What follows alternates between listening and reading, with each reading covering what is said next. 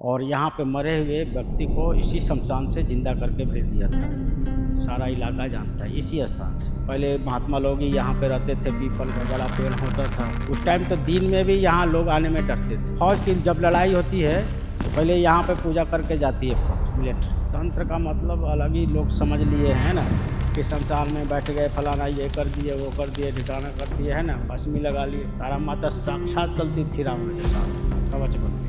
तंत्र विद्या का जो रास्ता का दरवाजे का कुंजी जो है चामुंडा माता के हाथ में होता है। वो जब तक नहीं खोलेगी तब तक तंत्र विद्या किसी को प्राप्त नहीं हो सकती।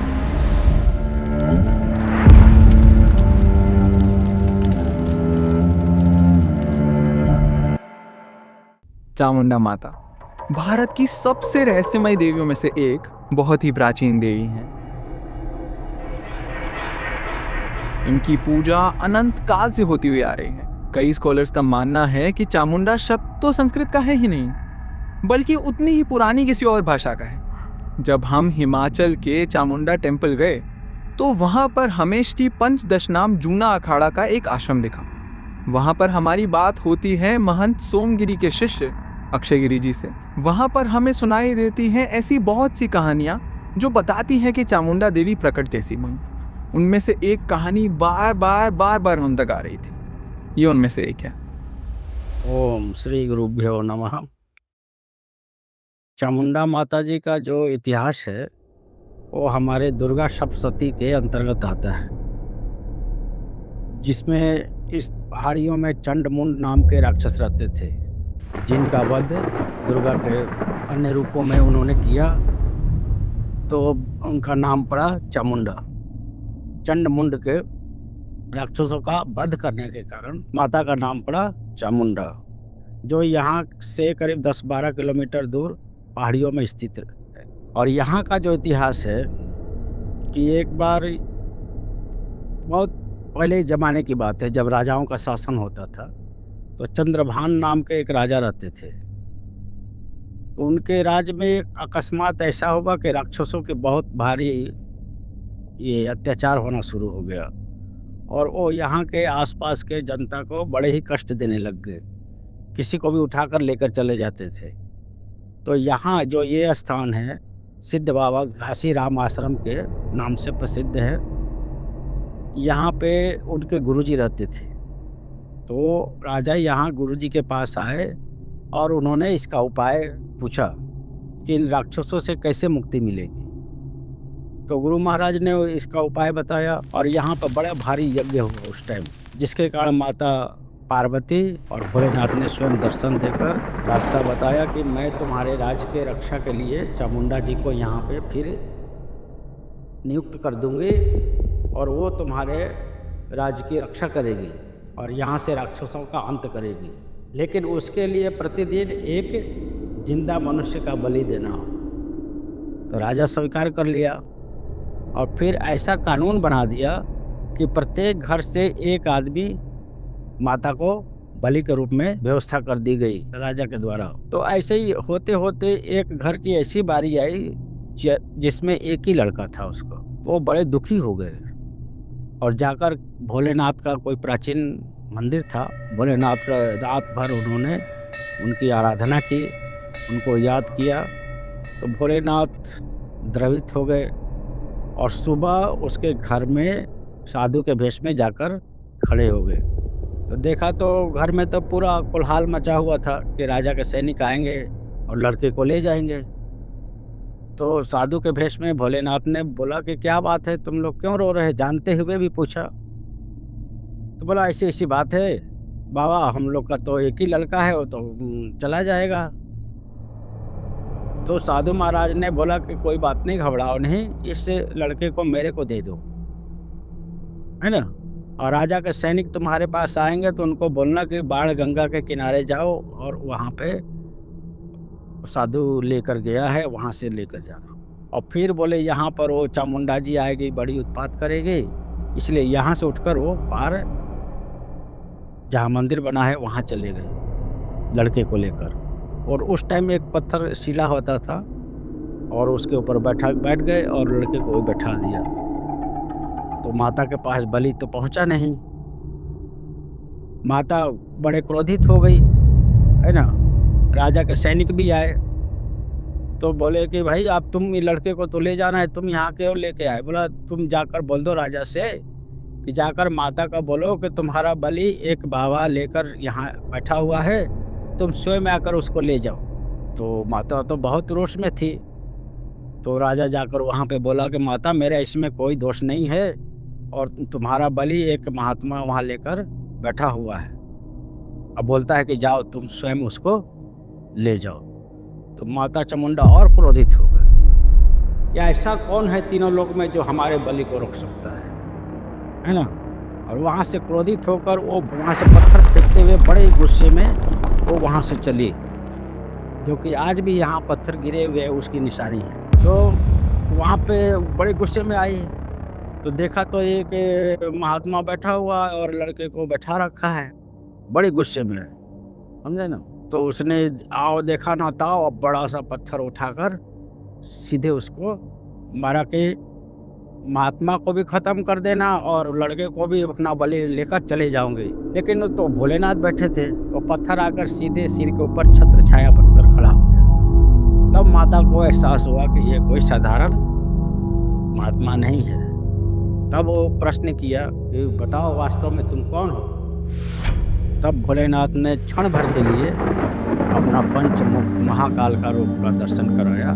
तब वो हाथ जोड़कर खड़ी हो गई, क्योंकि ये सब भोलेनाथ के गण हैं। बोले भोलेनाथ आप यहाँ कैसे आ गए।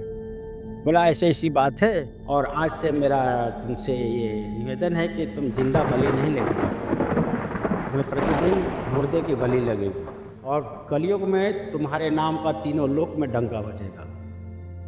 तुम्हारे नाम की प्रसिद्धि हो गई। माता को शांत कराया। तब से ये चला हुआ है, यहाँ पर 365 दिन डेली आते हैं यहाँ पे मुर्दा। और चामुंडा का वाहन भी 100 वाहन है ना। तो तब से ये प्रथा चली हुई। और यहाँ पे शक्तिपीठ भी है, माता चामुंडा और भोलेनाथ का निवास स्थान है। फिर कालांतर में एक और महात्मा हुए जो सिद्ध बाबा घासीराम के नाम से प्रसिद्ध हुए, जिन्होंने फिर माता को प्रकट किया अपने भक्ति से। जैसे रामकृष्ण परमहंस हुए, वो काली माता से बातचीत करते थे, वैसे ही चामुंडा जी से बात करते थे। और यहाँ पे मरे हुए व्यक्ति को इसी शमशान से जिंदा करके भेज दिया था। सारा इलाका जानता है इसी स्थान से। और जो बोल देते थे वही होता था। उनकी इतनी सिद्धि थी, जिनका समाधि ये है।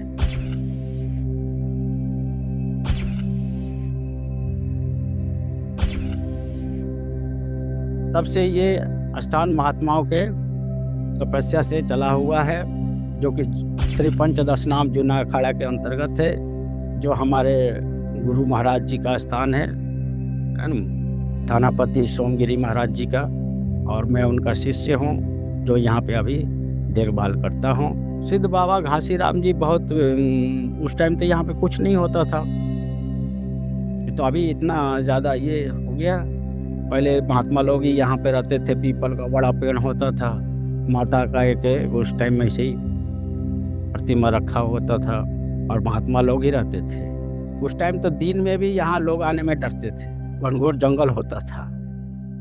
उस टाइम से बाबा घासीराम जी की ऐसी प्रेरणा, जो कि फौज में थे, पहले फौज में थे वो महाराज जी, और वहाँ पे ही उनको ऐसी कुछ हुआ, वो अपने ध्यान भजन में रहते थे, तो उनको ऐसी सिद्धि हुई कि एक दिन वो गए नहीं, जो उनका परेड वगैरह होता है मिलिट्री का, तो उसमें वो गए नहीं।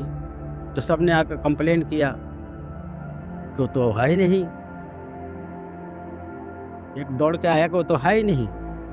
फिर दूसरा बोल रहा है कि नहीं वो तो वहाँ पे भी है। तो वहाँ अपने कैंप में भी थे और वहाँ जाकर परेड में भी जाकर भाग ले लिए। एक ही टाइम में 2-3 जगह पे वो नजर आते थे, ऐसी सिद्धि थी इनकी। तब फिर मिलिट्री वालों ने उनको अपने तरफ से ही हाथ जोड़ लिया कि महाराज आप हमारे सेवा में रहने लायक नहीं हो, आपका तो विषय ही अलग है ना। तो खुद यहाँ पर आ गए, फिर महात्मा के रूप में यहाँ पे सेवा करते रहे माता का, और माता का दर्शन प्राप्त किया, उनसे सारी सिद्धियाँ वगैरह सब प्राप्त की, ज्ञान प्राप्त किया, और लोगों का कल्याण करते रहे। हम लोग भी उन्हीं के छत्र छाया में रहते हैं, है ना। और ये स्थान तब से महात्माओं के अंदर में चला आ रहा है, जो श्री पंचदश नाम जूना अखाड़ा के अंतर्गत में है।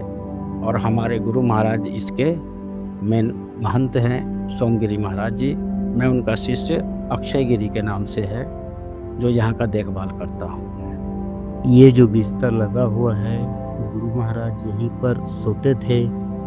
उनका खड़ा हुआ है यहाँ पर, ये धुनी है उनका, यहाँ पर धुनी जलाते थे और माता रानी को प्रसन्न करते थे और माता रानी उनको आशीर्वाद देते थे।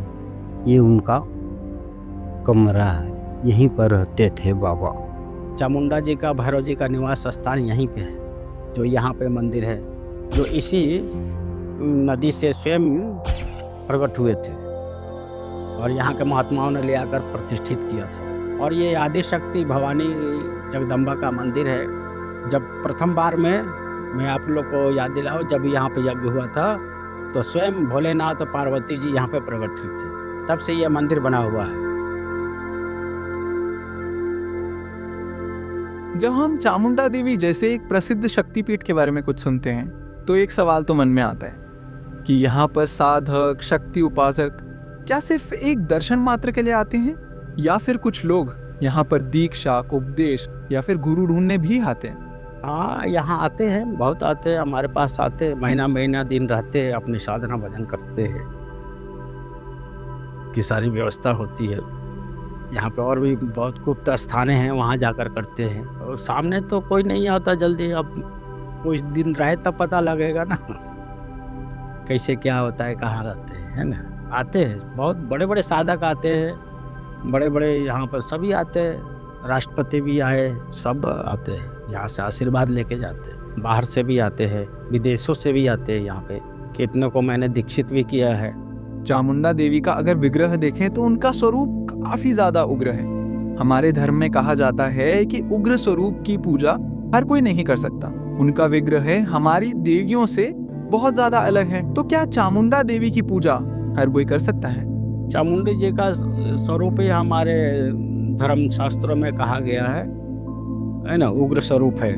माता काली का ही दूसरा नाम है चामुंडा, जो कि तंत्र विद्या के अंतर्गत आता है। तंत्र विद्या का जो रास्ता का दरवाजे का कुंजी जो है चामुंडा माता के हाथ में होता है। वो जब तक नहीं खोलेगी तब तक तंत्र विद्या किसी को प्राप्त नहीं हो सकता। इसलिए सबसे पहले चामुंडा माता को ही प्रसन्न करना पड़ता है। अध्यात्म क्षेत्र में, चाहे तंत्र विद्या में, किसी भी रूप में शक्ति भी पाना हो या किस पे विजय प्राप्त करना हो, तो बड़े बड़े राजा पहले चामुंडा जी का ही पूजा पाठ करते। ये तो सभी के लिए है, गृहस्थ और महात्मा से कोई लेना देना नहीं है इसमें। ये तो एक शक्ति है, गृहस्थ को भी चाहिए और आध्यात्मिक क्षेत्र में जो चल रहे हैं उनको भी चाहिए। गृहस्थ जीवन में भी कई प्रकार के नेगेटिव होते हैं, है ना। किसी का काम नहीं होता है, नौकरी नहीं लग रहा है, हो रहा है तो उसमें सेटिस्फाइड नहीं है, या घर में किसी प्रकार की कोई अड़चन है, या बिजनेस में कोई अड़चन है, वो सब चीज़ों का जो निवारण है वो यहाँ चामुंडा माता की कृपा से होता है। तंत्र शब्द सुनते ही हमारा दिमाग बहुत से नेगेटिव ख्यालों से भर जाता है। पर क्या आप जानते हैं कि आज से कई साल पहले भक्ति मार्ग और तंत्र मार्ग एक साथ चलते थे। वक्त के साथ साथ बहुत से तंत्र विद्या के एक्सपर्ट्स हमारी आंखों से गायब होने लगे। अगर कोई इंसान तंत्र का असली अर्थ समझना चाहेगा तो उसको आप कैसे समझाएंगे? नहीं, डरने के इसमें कोई बात ही नहीं है। तंत्र तो एक विद्या है, जैसे विद्या तक कई प्रकार की है, साइंस है ना, बायोलॉजी है, ये सब जैसे डिपार्टमेंट है, वैरायटियाँ हैं, उसी प्रकार तंत्र भी एक विद्या के रूप में है, जिससे कि हम थोड़ा जल्दी उस चीज़ को हम प्राप्त कर सकते हैं। इस यूनिवर्स में नेगेटिव और पॉजिटिव दोनों शक्तियाँ हैं, है ना। तो हमें पॉजिटिव शक्ति को ग्रास्प करना है, पकड़ना है, अपने अंदर समाहित करना है, और जो नेगेटिव हमको रोकती है उसको समाप्त करना है। तो उस चीज़ को, नेगेटिव को ख़त्म करने के लिए चामुंडा माता का कृपा होना जरूरी है। देखो, बात यह है कि तंत्र का मतलब अलग ही लोग समझ लिए हैं ना, कि शमशान में बैठ गए, फलाना ये कर दिए, वो कर दिए, ठिकाना कर दिए, है ना, भस्मी लगा लिए। इस सब से कोई लेना देना नहीं है ना। तंत्र सब्जेक्ट अलग ही है और ये भगवान शिव का दिया हुआ ज्ञान है, समझे ना। जैसे विज्ञान भैरव तंत्र है ना, माता पार्वती को उन्होंने बताया है। तो तंत्र से क्या होता है कि आदमी जो, जैसे कि यहाँ से हमको जाना है दिल्ली, ठीक है ना, तो हम पैदल भी जा सकते हैं, है ना, गाड़ी में भी, बस में भी जा सकते हैं, या अपनी टैक्सी से भी जा सकते हैं, या प्लेन से भी जा सकते हैं। तो प्लेन में हम 1 घंटा में पहुँच जाएंगे, गाड़ी में जाएंगे तो 24 घंटा लगेगा, पैदल जाएंगे तो 2-3 दिन भी लग सकता है। तो तंत्र ऐसी विद्या है जो कि वो क्षण में वो चीज को प्राप्त करा देती है। हिंदू धर्म में 2 प्रमुख मार्गों की बात की गई है, भक्ति मार्ग और तंत्र मार्ग। भक्ति मार्ग वो है जिसमें आप खुद ईश्वर के आचरण को अपने अंदर लाते हो, ईश्वर जैसा बनने की कोशिश करते हो। तंत्र मार्ग में आप ईश्वर को अपने पास बुलाते हो। ये दोनों मार्ग अलग अलग हैं और एग्जिस्ट इसलिए करते हैं ताकि आप अपने आचरण और क्षमता के अनुसार अपनी आगे जाने का मार्ग चुन सकें। तो जब भी आप काल भैरव जी पर कारण चढ़ता देखें या फिर दुर्गा पूजा में मछली का भोग लगता देखें, तो ये जरूर सोचें कि ये मार्ग आपके मार्ग से अलग जरूर हो सकता है, पर शास्त्रों के अनुसार ये भी धर्म है। ये आपके मार्ग से, आपकी पूजा पद्धति से अलग हो, पर हिंदू धर्म के अनुसार ये भी हमारी परंपरा का हिस्सा है। 10 महाविद्या में जो प्रथम विद्या है वो कालिका ही है। प्रथम विद्या काली माता, फिर तारा माता आती है ना, बगलामुखी आती है, छिन्नमस्तिका आती है ना, मातंगी आती है, बहुत, है ना। तो सबसे काली का ही एक दूसरा रूप है। तो यहाँ भी पहले बलि चढ़ाया जाता था, बकरों का लाइन लगा रहता था पहले, लेकिन अब थोड़ा सरकार और लोगों ने उसको इसी करके बंद करा दिया, उसके नाम पे ले आके छोड़ देते हैं, मारते नहीं है, छोड़ दे। क्योंकि आजकल पब्लिक लोगों को ये हो गया है कि ना भाई हिंसा नहीं करना, वो नहीं करना, है ना। लेकिन हमारे प्रकृति में तो तीनों गुण है समाहित, सत रज तम। जब तामसिक शक्ति के ऊपर विजय प्राप्त करना है तो तामसिक रूप से ही करना पड़ेगा। फौज की जब लड़ाई होती है तो पहले यहाँ पे पूजा करके जाती है फौज, मिलिट्री स्वयं यहाँ पे गेट लगाई है।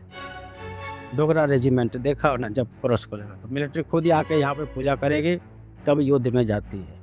तो ये तो हमारा प्राचीन पद्धति है, चला आ रहा है, लेकिन समय समय पर बदलता रहता है उसका रूप, इसलिए थोड़ा अभी शांत रूप में है। जब जरूरत पड़ेगा तो उसको भी किया जाएगा। आज इंटरनेट के माध्यम से मंत्र और ज्ञान बहुत ही वाइडली अवेलेबल है। आप अपनी साधना घर बैठे आराम से शुरू कर सकते हैं, पर क्या आप उतनी ही आराम से अपनी साधना में एडवांस कर सकते हैं? क्या आप उतनी ही आराम से आगे बढ़ सकते हैं? मंत्र ढूंढना बहुत आसान होगा, पर साधना के लिए अपना गुरु ढूंढ पाना, सही दीक्षा ले पाना आज भी उतना आसान नहीं। सबसे पहले तो जिज्ञासु होना चाहिए, उसके अंदर दिल में उसके प्रति भावना हो, जानने की, करने की, तब तो उसको दिया जा सकता है। उसके योग्य हो तब दिया जा सकता है। ये आम लोगों के लिए नहीं है। जो जानकार हों इसके, उससे मिले, उनसे बातचीत करे, अपने दिल की बात रखे, है ना। वो फिर जानकार जो होगा उसको दिशा निर्देश करेगा कि तुम्हारे लिए क्या चीज़ सही रहेगा, है ना। इसमें भी डायरेक्ट नहीं पहुंच सकते, है ना। पहले नर्सरी में नाम लिखाना पड़ता है, पहली दूसरी, तब जाके पीएचडी करेंगे। समझे, एक बार तो पीएचडी कर नहीं सकता ना, और धीरे धीरे होता है, स्टेप बाय स्टेप। सभी ने तंत्र विद्या किया, कृष्ण भगवान ने किया, भगवान राम ने भी किया, बड़े बड़े ऋषि महात्माओं ने किया, है ना। रावण स्वयं थे, तारा माता का सिद्ध कर लिया था रावण। जब राम जी धनुष मारते थे तो तारा माता उसको निगल जाती थी, तो उसको कुछ नहीं होता था। तारा माता साक्षात चलती थी रावण के साथ कवच बन के। तो राम जी क्या करते, फिर उनको साधना करना पड़ा माता का, फिर उनसे आशीर्वाद लेना पड़ा, तब जाके रास्ता खोला था। ये तो भाई अपना परीक्षा लेना पड़ता है, रह के जानना पड़ता है कि वो गुरु कैसा है, वो हमारे काम के लिए है कि नहीं है, ये तो स्वयं ही जांचना पड़ता है ना। कहा गया है कि पानी पियो छान कर और गुरु करो जान कर। है ना। तो गुरु तो आजकल बथेरे बने हुए हैं बहुत सारे, है ना। बहुत बने लोगों को ऐसे ही पाखंड पुखंड में बजाकर उनसे पैसा भी ले लेते हैं, बेचारे का वो कोई काम भी नहीं होता है। तो ये सब चीज़ नहीं है, पाखंड का हमारे यहाँ स्थान नहीं है, विद्या का स्थान है। जो सच में विद्या है उसका स्थान है। जो उसका जानकार है, सही में किया है, जानकार है, अनुभूत किया है, उसी के द्वारा यदि वो समझे करे तब तो उसका समाधान होगा, प्राप्त कर सकता है। देखो कथाकार गए तो बहुत हो गए भाई, टीवी खोलो तो लाइन लगा हुआ है, एक से एक आ रहे हैं ना। कुछ तो बातें अच्छे करते हैं, है ना। और ज्ञानी ये नहीं बोलेगा कि मैं ज्ञानी हूँ, समझ गए। न ज्ञानी को हम पता कर सकते हैं कि वो ज्ञानी है। ज्ञानी को ज्ञानी ही समझ सकता है। जब तक परमात्मा यह न बताए कि मैं परमात्मा हूँ, तो हम लोग क्या जानेंगे कि वो परमात्मा है ना। कृष्ण अर्जुन को पता नहीं था कि कृष्ण परमात्मा है। दिन रात साथ में रहते थे, खाते पीते थे, है ना। जब अपना विराट स्वरूप दिखाया तब उसको पता लगा कि नहीं नहीं, ये कोई साधारण नहीं है, कोई परमात्मा है। तो ज्ञानी को इतने साधारण लोग नहीं समझ सकते। ज्ञानी का काम भी कभी कभी उल्टा पलटा होता है, तो बोले यार ये तो क्या कैसे ज्ञानी हो सकता है, ये तो उल्टा काम कर रहा है। इसलिए ज्ञानी को ज्ञानी ही समझ सकते। बाकी शब्दों को प्रवचन करने की शैली होती है ना। कोई सीख जाता है, लेक्चरर जैसे हैं, बड़े बड़े लच्छेदार भाषण करेंगे, लोग बोलेगा हाँ बड़े ज्ञानी हैं। उससे ज्ञान से कोई लेना देना नहीं है। ज्ञान एक अलग ही सब्जेक्ट है। आत्मज्ञान, ब्रह्म विद्या जिसको बोलते हैं, वो अलग ही सब्जेक्ट। काली माता जैसे उग्र स्वरूप की साधना में शमशान साधना की बात बहुत ही ज्यादा लिखी गई है। ऐसी साधना में इंसान अपने हृदय और अपने भय पर विजय प्राप्त कर लेता है। पर क्योंकि शमशान हमारे अंत से जुड़ी जगह है, हम इसके बारे में सोचने पर कुछ नेगेटिव ख्याल अपने दिमाग में जरूर आने देते हैं। पर ये जगह अगर सच में नेगेटिव होती तो यहाँ पर साधना करके कोई आगे कैसे बढ़ पाता। और अगर ये जगह सभी के लिए है तो क्या यहाँ पर जाकर कोई भी इंसान बिना किसी गुरु, बिना किसी दीक्षा के साधना कर सकता है? नहीं, शमशान तो वास्तव में बड़ा ही पवित्र स्थान माना गया है हमारे शास्त्रों में, जहाँ से जीव डिपार्चर करता है। स्टेशन है ना ये, उसको आगे भेजने की। जैसा जैसा कर्म किया उसके अनुसार वो जाएगा वो। और शमशान जैसा पवित्र जगह कोई नहीं होता है, जहाँ भोलेनाथ स्वयं निवास करते, सारी शक्तियाँ भी निवास करती। इसलिए इसमें शमशान से डरने की कोई बात नहीं है। अपने अंतःकरण शुद्ध होना चाहिए। अंतःकरण शुद्ध हो, हमारे अंदर भक्ति हो, ज्ञान हो, तो सब कुछ प्राप्त हो सकता है। बगैर गुरु के दिशा निर्देश करने पर तो उसको पागल भी हो सकता है, उल्टा सल्टा करेगा तो। क्योंकि वहाँ अनेक प्रकार की शक्तियाँ होती है, नेगेटिव भी होती है, पॉजिटिव भी होती है ना। हमारे शास्त्रों में बहुत प्रकार के बताए गए, पिशाच भी होते हैं, भूत भी होते हैं, डाकनी शाकनी, भैरव, बहुत बेताल, बहुत तरह की चीज़ें होती हैं, है ना। अगर गुरु के बताए अनुसार करेगा तो हो सकता है। अपने मनमानी करेगा तो उसको फिर तो उसको तंग करेंगे सब, ये बात है। चामुंडा देवी का नया निवास स्थान पुराने मंदिर से लगभग 10 किलोमीटर दूर है। जब आप वहां जाते हैं तो आपका मन एक सवाल तो पूछता ही है कि क्या यहाँ पर शक्ति का प्रभाव एकदम एक बराबर है, या फिर वहां पर जाकर आपको एक अलग ऊर्जा महसूस होती है। और वहां बैठकर एक सवाल तो हमारे मन में आया कि वो किसकी आराधना करते हैं। क्या वो भी सिर्फ चामुंडा माँ की आराधना करते हैं या किसी और देवी की भी साधना करते हैं? ऊपर पहाड़ में तो माता का निवास स्थान था। आपको मैंने कहानी में बताया था कि यहाँ पे भोलेनाथ के कारण आई थी माता। तो भोलेनाथ ने स्वयं बोला था कि मैं और तुम्हारा स्थान यहाँ हमेशा रहेगा। ये है, जागृत करने की है शक्ति तो है, लेकिन किसी किसी को पहचान कराएगी, किसी किसी को अनुभव कराएगी, जो उसके योग्य हो। और सबको थोड़े भगवान परमात्मा दर्शन करते रहे तो फिर भगवान का तो वैल्यू खत्म हो जाएगा। इष्ट देव तो हमारे गुरु दत्तात्रेय भगवान है ना।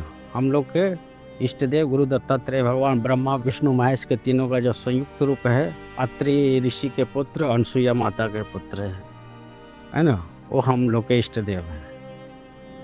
हम लोग विशेष करके उन्हीं की आराधना करते हैं और अपने दुर्गा माता चामुंडा जी का आराधना होता है। हमने आज तक जितने भी शक्तिपीठ देखे, चामुंडा देवी जैसा शक्तिपीठ नहीं देखा। वहां पर मंदिर से जुड़ा शमशान घाट अपना धुआं माँ के गर्भगृह तक पहुंचाता है और वहां जाकर माँ को प्रणाम करता है।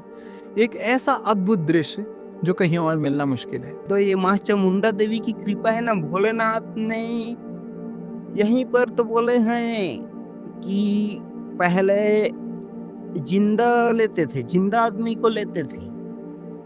तो भोलेनाथ ने कहा कि अब यहाँ पर आप आ गई हो तो जिंदा के बदला आपको मुर्दा मिलेगी। बाकी एक के बजाय जैसे एक दिन नांगा पड़ जाए उसको छोड़िए, कल के डेट में आपको 2 मिलेंगे, 3 मिलेंगे, लेकिन चामुंडा माँ को आदमी की धुआं पर डे मतलब रोज चाहिए।